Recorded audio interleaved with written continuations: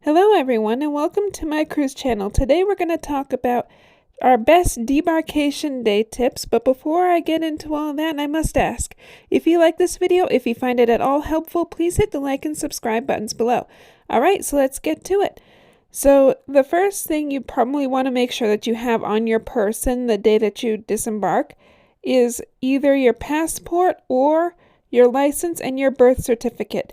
And the only reason I say that is because as soon as you get off the ship, you're going to be going through U.S. Customs, and you will be asked for that identification. So rather than going through your carry-on and your suitcase and just tying up the whole line from people who are so anxiously waiting to get off the ship and so anxiously waiting to get on at the same time, you're better off having it on your person, ready to go. And the next thing that I would make sure that I definitely have with me are the plane tickets or the transportation tickets, just in case you get separated from your party, as has happened to my family before. And it basically caused us to freak out in the middle of Times Square because half of us were a couple blocks away and half of us were still stuck at the customs. So it would be best if everybody had copies of the proper documentation. Finally, you'd also want money, especially if you're going to be spending time in the ports after you disembark the ship, or a credit card. Either one will work. Now, you'll want to be wearing some comfortable shoes.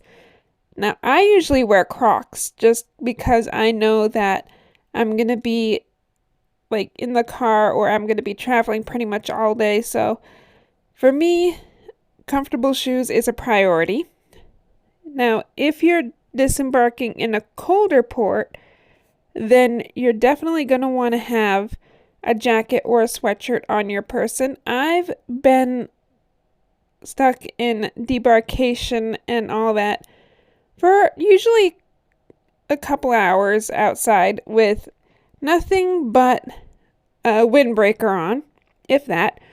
And let's just say I regretted it. I froze myself to death.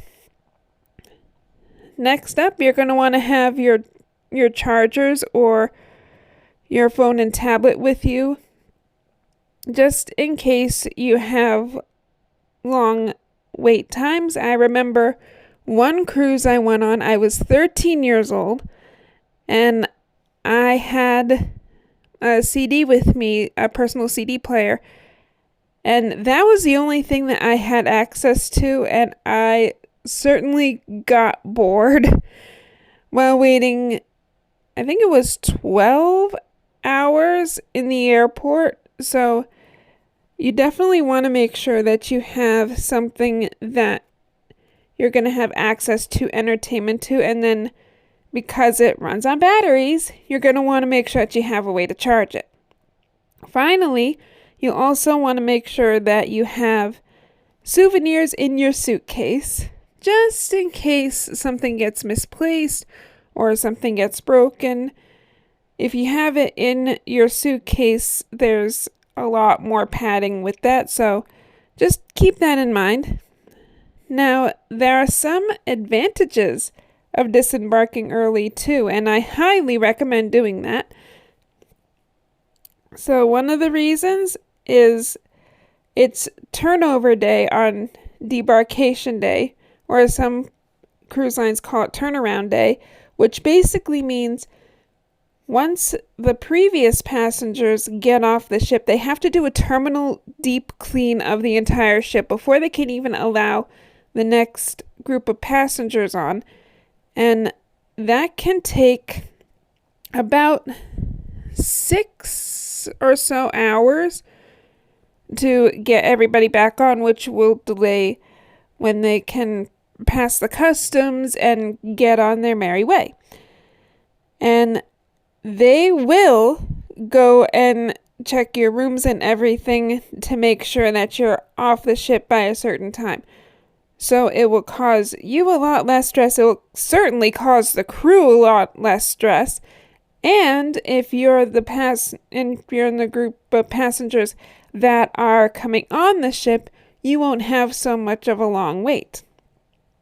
Plus, it gives you a chance to catch your flight if you have one in the afternoon. Now, a lot of people will ask, is it better to book an early flight on debarkation day, or is it better to book a later flight? My opinion is it's always better to book a later flight because anything can happen on debarkation day. You can be delayed at customs, you could have delays due to weather, any number of things. So the later you can postpone your flight, the better off you'll be in terms of being able to catch the flight. However, if you're also like me, early debarkation often allows you to have less traffic when you drive home. Now, for me, it's usually a couple hours drive, but if you're driving in a port like New York City that can have a lot of traffic, that is not exactly the most fun to sit in. The last time I debarked in New York, even though we were off the ship by about noontime, we still had to wait in traffic for an hour and a half. That was not fun at all. And if we were allowed to leave earlier, we might not have had that much traffic. Plus, it also allows you to have less stress if for some reason your transportation home is delayed. That way you'll have extra time to make other arrangements or stay a night at a hotel. It's up to you. Plus, one of my favorites is by getting off early, you'll also have time to explore the port a little bit more. Some cruise lines actually offer shore excursions after you get off the ship and into the port city. So if there's something specific that you want to see, that will be the time to do it. And that's about all the tips I have for today. So again, if you like this video, if you find it at all helpful, please hit the like and subscribe buttons below. And I'll see you soon. Bon voyage!